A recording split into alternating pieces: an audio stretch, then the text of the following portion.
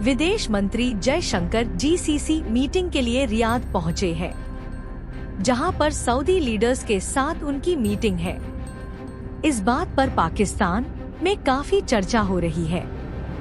देखते हैं कि पाकिस्तान की जनता और एक्सपर्ट इसके बारे में क्या कहते हैं। इंडिया के foreign minister doctor S Jaishankar first time India gulf cooperation council को अटेंड कर रहे हैं। और बात की जाए तो इसमें 6 पावरफुल इस्लामिक कंट्रीज आती हैं जीसीसी में, जिसमें सऊदी अरब है, यूएई है, कुवैत है, कतर है, बहरीन है, ओमान है। और इनके फॉरेन मिनिस्टर्स को डॉक्टर एस जयशंकर ने एक टेबल पर लाकर इकट्ठा कर दिया। बहुत बड़ी जीत है और ये वही जीत है जिसकी हम पिछले 1 साल से बात कर रहे हैं कि इंडिया जो है इस्लामिक कंट्रीज की तरफ बहुत ज्यादा अपनी अटेंशन पे कर रहा है, क्योंकि इंडिया इस वक्त जो है ग्लोबल साउथ का लीडर होने के साथ साउथ अफ्रीका का हेड बनने के बाद अब गल्फ कंट्री के अंदर बहुत ज्यादा जो है डोमिनेट होता हुआ दिखाई दे रहा है।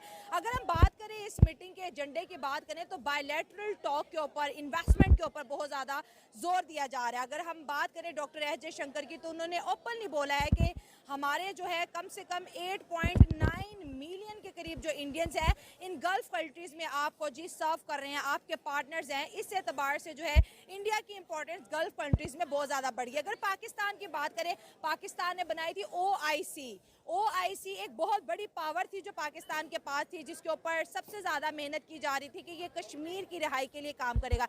लेकिन आज वो ओआईसी के जो मेंबर्स हैं वो इंडिया के साथ बायलैटरल रिलेशनशिप में आते हुए दिखाई दे रहे हैं, इंडिया के साथ बड़े बड़े प्रोजेक्ट करते हुए दिखाई दे रहे हैं और कोई भी पाकिस्तान को इस वक्त सपोर्ट करता हुआ दिखाई नहीं दे रहा। अगर हम इन जीसीसी कंट्रीज की बात करें दोस्तों, तो इनकी और इंडिया के बीच $190 मिलियन की ट्रेड है। जहाँ मुझे भारत की कामयाबियाँ नज़र आती हैं, मैं उनका जिक्र भी करता हूँ और अप्रिशिएट भी करता हूँ। तो ऐसा ही एक जो एक काम हुआ है, एक डेवलपमेंट हुई है और मैं भारत को अप्रिशिएट करना चाहता हूँ, और वो है इंडिया जीसीसी। मईशत न बनती है न बिगड़ती है, ये जहन में रखें।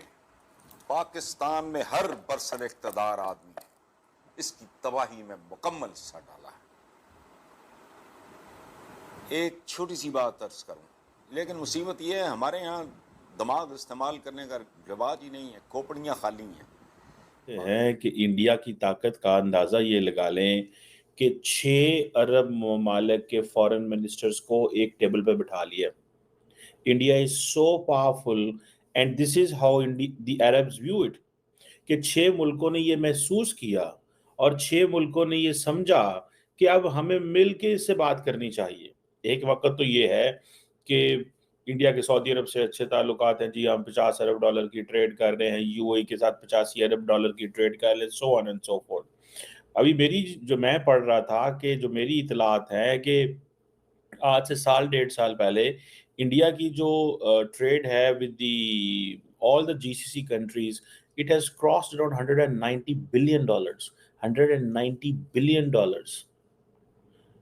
और ये तमाम ओमान, कतर, कुवैत, आपने महसूस किया था। मैं आपको एक चीज बार बार पिछले अरसे से कह रहा था, मैं कह रहा था नरेंद्र मोदी अरब ममालिक पे फोकस कर रहा है, नरेंद्र मोदी अरब ममालिक पे फोकस कर रहा है। मैं आपको कह रहा था ये बात को, क्योंकि मुझे वो सारे तौर तरीके नजर आ रहे थे कि क्या हो रहा है। तो आज आप देख लें कि this is first India GCC meeting. ये ऐसे ही इंडिया जीसीसी मीटिंग है जैसे इंडिया अफ्रीका मीटिंग है, यानी कि आपने तमाम अफ्रीकन को सामने बैठा लिया और कहा कि देखो when India talks about global south, तो आप देखिए, मैं आपको मिसाल देता हूँ।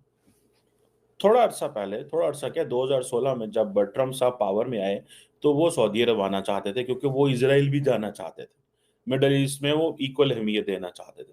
तो जब वो सऊदी अरब आए तो सऊदी अरब ने क्या किया कि तमाम आलम इस्लाम को बुला लिया और कहा हमारे पीछे खड़े हो जाओ, और हम हमारे अमेरिका से ताल्लुकात अच्छे हैं और तुम भी हमारे पीछे खड़े हो जाओ। पाकिस्तान भी खड़ा हो गया, सारे खड़े हो गए, ठीक है। सो उन्होंने एज ए ग्रुप उसको जो है वो अपनी आइडेंटिटी कराई। अभी भी आप देखें तो Saudi Arab and all other जो हैं वो एज ए ग्रुप आइडेंटिटी करा रहे हैं। सो जैसे ट्रम्प इतना ताकतवर था कि सारी मुसलमान दुनिया को पीछे खड़ा होना पड़ा, India is projecting itself in a way कि सारी जीसीसी को उनके सामने आके बैठना पड़ा। और कल को कोई मैं आपको कोई बैईद नहीं है